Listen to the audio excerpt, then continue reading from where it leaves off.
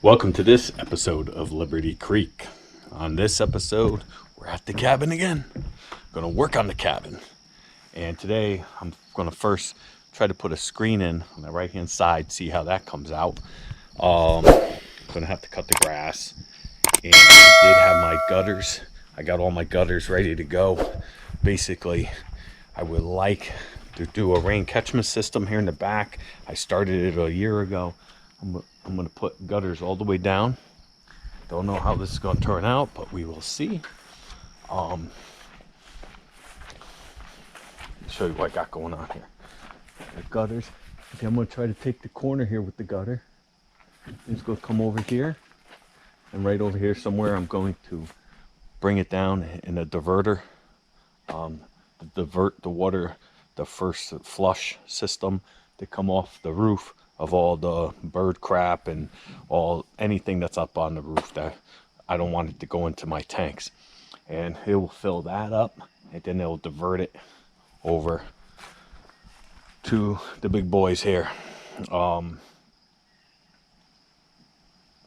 This holds quite a bit of water, folks. This should be good for Jen and I, for showers, for washing dishes, and that is the main reason that this is here.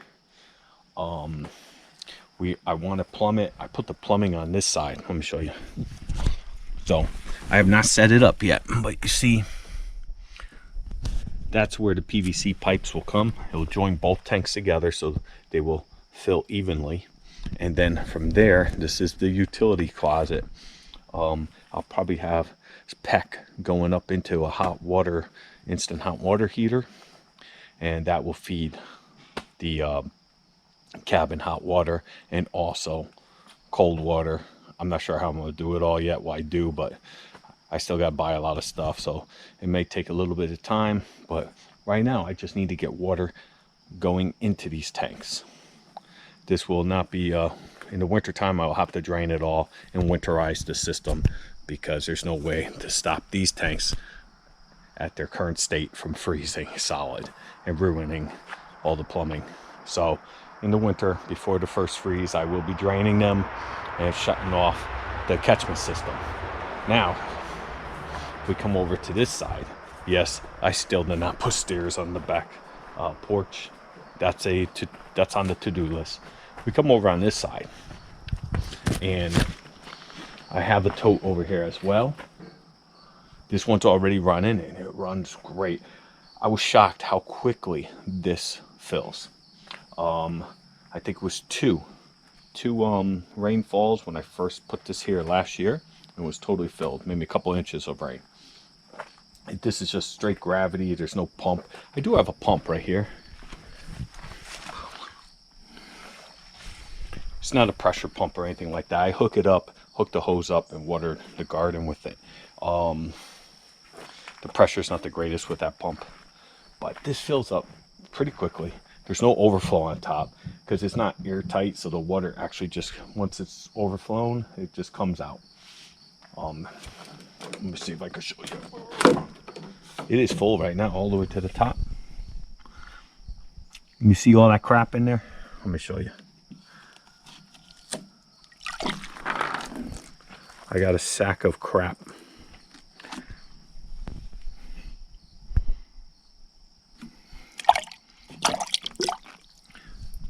That is a lot of water. And this little sock here, let me show you. This little sock caught a whole bunch of crap. Like leaves, bugs. What I usually do is just do a little of this.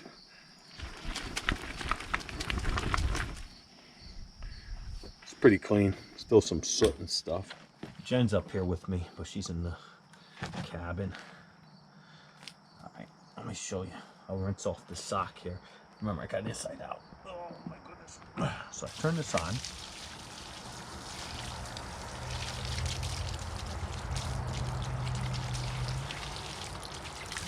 I mean, that's pretty good pressure, folks.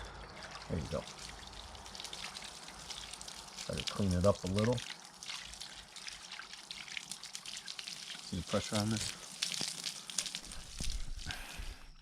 think this is a female adapter. I screwed that right onto the tank itself, and then I PVC'd, glued this into, this is still threaded on, but this I could just pop back off. I could unthread the female adapter, but I glued this part on because it is under a little pressure of all the water. From there, I threaded this coupling or hose valve, and I'm able to turn it off and on. The other two tanks, I'll be doing something similar. I won't have this piece, I'll have this piece, and then I'll just have straight PVC coming out to a 2-inch PVC going to another 2-inch and run this way to connect both tanks together. And then at the end, I'll have something like this that will feed the cabin the water, and it'll probably go right into a pump, and then the pump will go probably into the instant hot water heater and just right into the cold water side of the sink and the shower. But hopefully I'll get that done soon. So going back to this,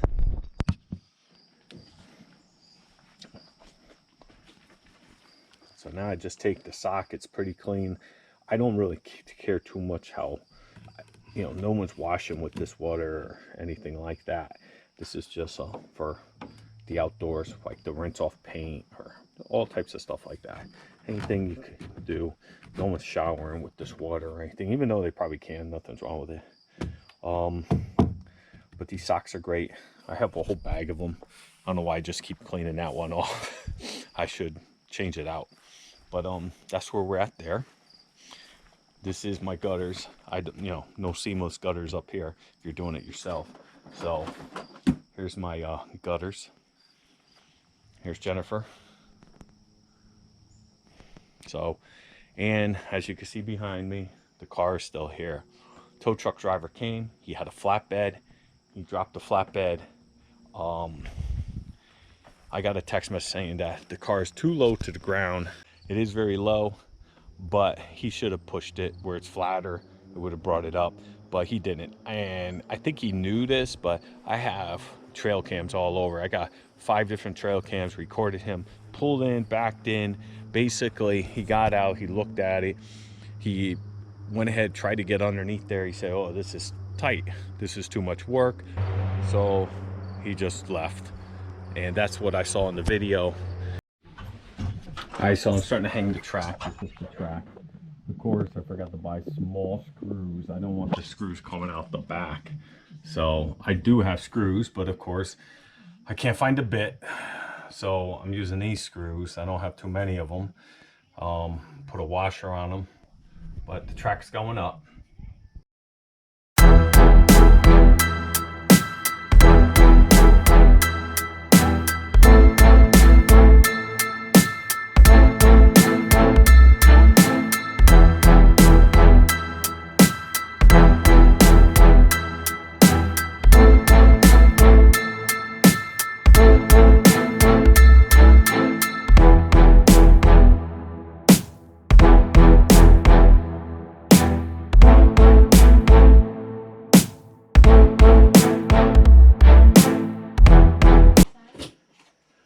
Let's go take a look, see what the side from the outside looks like. Now, that's a pain in the ass. You know, to do the trim, to hang it up. I could have like mitered the edges a little bit more, make it look cleaner. But it serves a simple purpose. It still allows ventilation. And from the outside, that's what it looks like. So good to go. All right, so we've been getting a lot of comments on some of our videos, and I want to thank you for that. But you know, of course I get the negative ones. I got the people trying to you know, solicit their porn sites, and most of you don't see any of that. I delete it all.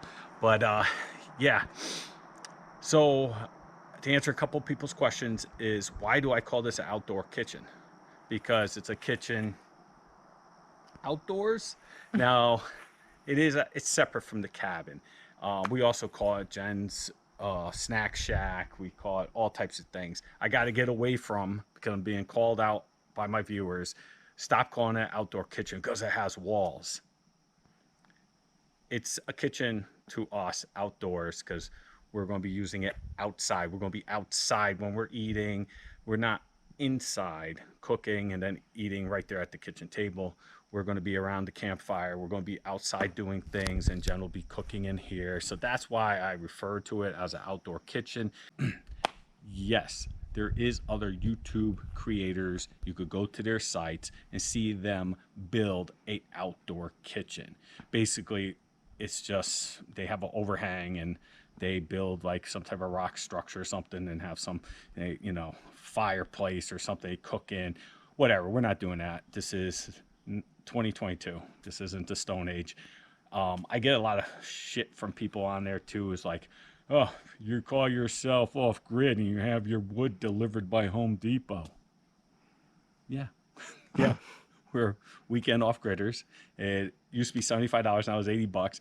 Home Depot, you could buy stuff there, have it delivered, boom, right here. I don't have to worry about. I've done it before, trucking stuff back and forth, and I still do with my pickup truck. And it might take me 5 trips up here, 5 separate weekends to get all the build material up here.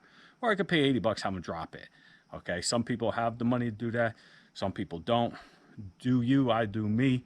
This is an off-grid cabin. I am not hooked up to any utilities. There's nothing coming in. I have no monthly bills that I am obligated to pay because I'm hooked up to the grid. A lot of people have different definitions, and we've been over this so many times, but now some guy's like, you're not off grid. He lives overseas somewhere in the UK, and he's like, off grid is a military term for not being on the square on the map square grid and blah blah, whatever. 99.9% of everybody who watches this channel, any other off-grid channel, believes off-grid is being off the grid. The grid means electrical grid. People do expand from there and say, well, you're off-grid, so it means you don't have sewer and you don't have cable TV and you don't have no, time out. No, it doesn't. Off-grid means you're off the grid. It doesn't mean you have to live like a caveman or you have to, whatever your idea of off-grid is. That's a little, you're trying to turn into every off-grid spot as a prepper spot that you have to have a massive garden. And, I think you're getting terminology all mixed up. You're getting the definitions mixed up with like a homesteader. Jen and I, this is our weekend off-grid cabin that we come up to. Slash a little bit of a prepper in us, but we couldn't right now live off the land and survive out here. I'm just trying to cover all the stuff about, I get it a lot about people, well, you're not truly off grid. No, I'm not in your definition. Yeah, you want me to grow a beer down here, which my job, I have a job. A lot of people say, oh, if you're off grid, you shouldn't be working. No, I work. Jen and I work, and this is how we could be off-grid on the weekends from working. And someday, hopefully, we could be full-time off-gridders living right here and not have any bills. And whatever we saved, and we could live a simple life. While the rest of you work till 85 years old. Or you live in a little shack in the woods without television. I don't know. Go read a book. Whatever makes you happy. Yeah. I don't This care. makes us happy. This is what makes us happy. Come up here on the weekends. I love building. We build what we want to build. We love everybody. The best comment I received in a very long time, which just the other day, was a guy said, or woman, I forget, a subscriber said that basically our design of our cabin, our layout, inspired us, and we went ahead and built a 24 by 24 cabin, and it's similar to yours, and they were planning on making a video. I said, awesome, I would love to see that video, because you remind me of myself when 4 years ago when Jen and I wanted to do this. We were living on YouTube, we were watching all the popular channels, and people inspired us. And back then there wasn't so many. Now everybody has a YouTube channel, including me, but mine never gets any traction. But a lot of people are like, oh, you're a hidden gem and this and that. But I am not up here full time to have enough content to keep pumping out the content to make YouTube algorithm happy. So anyway, this person really made me feel good, because when I started, I was watching like the only 2, 3, 4 big off-grid sites was definitely, he's still going strong. St. Bernard Acres. I learned so much from watching this guy. I caught up with him, but you know, I caught up with him. But when I first started off, he was the only one. I put in an off-grid cabin build. Bam, his videos were all over. So I watched him build his, and it inspired me to like build mine. Gave me the motivation. And same thing with this guy, Joe and Zach Survival. And we took his tent. He stayed in a tent. He's slowly modifying it into a cabin, but his layout of his tent is how we laid out our cabin. Pretty much, that's where we got the idea. So that's cool that people are now looking at my videos and pulling bits and pieces out and going off-grid on the weekends and building their little off-grid cabin. Or maybe they're going full-time, or they have some property in the back and they're building a little getaway in their backyard. I don't know what they do, but people are watching me or inspired by what Jen and I put on YouTube, and that is cool. That makes it all worth it. All the negative comments, all the craziness, and all the people crying to me that you don't see because I delete most of them. Yeah, makes it all worth it. Okay, Jennifer just notified me. Some people call this a summer kitchen. You don't want to heat up your cabin or your house in the summer. Summer kitchen. Or you call it a summer kitchen. Yeah. Someone said, why do you have so many walls if it's outdoor kitchen? Folks, it's there's more, bears. Yeah, there's bears. There's they can still get in there. Yeah, they can still get in. But you like when we're all here, and you know, you don't want no animal to run in there, or you know, it's just peace of mind. Also, you're over here cooking, and you also want, I don't know. That's how we wanted. I wanted, something to cover my grills. This is a barbecue shack. If you go look online and you look up barbecue shacks, you're going to see ones very similar to this. Okay, not outdoor kitchen. You want an outdoor kitchen, go that guy that does everything by hand, supposedly, when the camera's running, he's always cutting boards and chopping down trees, and that's what everybody wants me to do. I don't have time for all that stuff. But folks, I got a full-time job, then some, and this isn't located 2 minutes away from my house, and some of these people have they spend months up there. Yeah, they spend months up there. It's awesome. A lot of them, especially the guy who does everything with hands. Everyone loves that guy. He's got over 1 million subscribers. He's making bank on YouTube and endorsements and all that stuff. You know what I make? This channel brings me $30 a month. Consistently, $30 a month. Once in a while, I have a couple good videos, and boom, I might see $150 in 1 month. But my whole goal was just to make a penny, because I was told I couldn't do it. You'll never be able to become a YouTuber. You'll never make a dime. And so I did. Don't challenge me, because I will try very hard.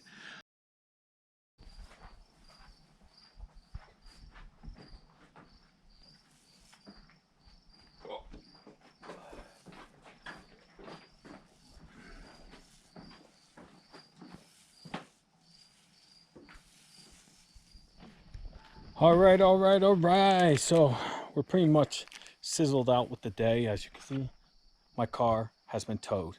I called AAA again, had to jump through hoops. Took me about 30 minutes on phone. Finally got the tow truck on its way. I think they would try to go through the guy that wouldn't tow it, and so they called someone else, and he shows up. He's like 350 pounds, and he rolls right underneath the car, hooks it, brings it right up onto the flatbed, and he drives away. Real nice guy, by the way. Super nice guy. I actually gave him the job. He's going to take it to his garage and just change out the starter. Hopefully everything goes well. But now Jen's making me a pizza. I put some trim on these. I put some trim on the not outdoor kitchen, on the barbecue shack, or Jen says the summer kitchen, right? Yeah. So that's where we're at now. And what else did I do today? I don't even know. I trim. I put some boards down, the last boards that I've been holding off for God knows how long, to put the last couple boards on the deck inside the porch. Did that. Trim.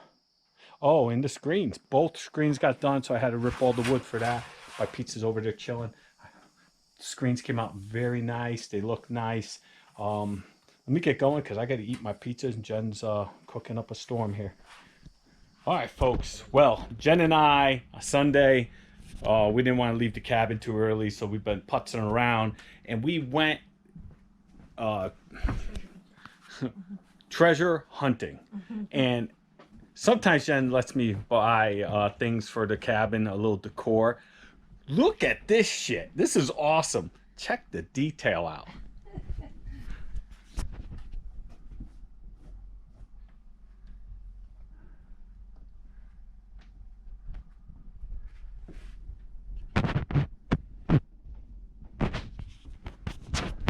That is so cool. On the other side, there's like a keg, and there's like a rifle hanging, like a old muzzle loader flintlock. It has the little black powder horn. Yeah, it's that thing is cool as hell. We walked into one of our favorite places to go up here, Twice Blessed, and we're walking around. As soon as I walk in, I see two of those, but one of them wasn't detailed at all. It was just a covered little wagon. And when I saw it, I took a look, and I saw the price tag, $28. So I say, Jen, look at that. That's really neat. She's like, oh, that is cool. I said, that would look good in the cabin, you know. And she's like, well, I'm not paying $200 for it. I said, it's not $200. She said, yes, it is. I saw the price tag. I bring her back over, and I said, it says $28. She was like, get it. And it does. I mean, it looks like it's meant for the little corner shelf here. Perfect. I'm excited about it. This is what else we found. We've been looking for two of these for the I was going to wire it up for the solar lights, so we have so it's just not hanging off the ceiling, but of course I couldn't find any. But this here was only $10, and we've been looking, and any style like this alone is going for $40 to $100. So I just picked one up. I might use it outdoors here on the actual outdoor kitchen, or should I say Jennifer's barbecue shack. Jennifer also bought this little thing. Check this out. Boom, we definitely needed one of these. $3, folks. Hang our coffee cups on. $3. Can't go wrong. She also we brought this up, hung up her little thing that lights up. What's it called? Garland. Yeah. And over here, I bought two little lanterns. I'm gonna build a little ladder. It's gonna be like a ladder shelf for the barbecue shack, and you can hang things off of it, and I'll put board on top, so it'll be like a little shelf. We got two of these. $5 for two, not bad. And I think Jen left it in the truck. Did you leave it in the truck? Don Mattingly? Yeah. Yeah. I got Don Mattingly. Oh, you Yankee fans know who Don Mattingly is. Donnie Baseball. I got his starting lineup. First year starting lineup for in the box. $2. Come on. I'm not sure how much he's going for. I mean, it's in a little rough shape, but still in the box. First year of starting lineup, $2. So I grabbed it. I actually have it already, but loose. It's a loose figure, but in the box, $2. God knows what that's worth. Could be worth $20, $30. Who knows? But Donnie Baseball, I was a big fan when I was a kid. I got all his baseball cards. So I snatched that up. And that was it. And other good news is I got a call. Real quick, I know probably had enough hearing about my piece of shit car, but basically what happened was the guy came to tow my car, but he's like, you sure you want me to tow it so far away? There's more local shops. He's like, I could do it myself. And I was like, it's not a certified AAA shop. I don't know. This guy's bringing it to his backyard, putting it up on stands. I don't know how good he is. But he's like, I could do it. I do things like this all the time. I'll do it real cheap for you. And he started going on. I could tow it to the actual Hyundai dealer. The only problem is he tows stuff there all the time. And he has one guy from out of town. He's been in town for a week and a half waiting for them to get the part so he could get back on the road. So he's like, I could go pull the starter. I could probably have it done during the week. I said, fine. Talked me into it. I give him the job, give him the green light. He drives home. He said, tomorrow, give me a call, and I'll let you know how it turned out. So, okay. So, we're coming back from treasure hunting. He calls me, and he says, yeah, I got the starter. It cost me like $225 for the starter. He's like, but I'm going to return it for you and save the $225 because I started tearing into it, and I see that whoever put the starter in didn't hit the clip in all the way, so the clip just fell out. Starter works fine. The car starts right up. Come and get it. And he charged me 120. Well, probably tip him $20 or something, because he's saving me a big headache, all the back and forth. He's not that far away. He's Yeah, like and he's 14 miles away. So I'll go swing by. Jen's got to drive it home, and I'll drive the pickup. And so this is a very good ending to the weekend. And yeah, you see it over there? Looks awesome. Looks awesome. But yeah, we're gonna wrap it up now, folks. Next weekend we'll be up here. I'm gonna finish the walls in the barbecue shed and really start getting the place ready. You know, get it all finished, tied up, and that project will be done. I want to start tackling the water collection. I have everything. I just need to do it, and we'll go from there. What's next? You know, I have a list of things to do with the plumbing, the plum water from the water collection into the sink in the shower. I have the solar. Hopefully, I get around to it this year. The solar to be done. There's just things. There's a lot of things. But thanks for watching. Appreciate all of you. Thanks for giving me some motivation this week on my last video to keep pumping them out. And I will see you all on the next one.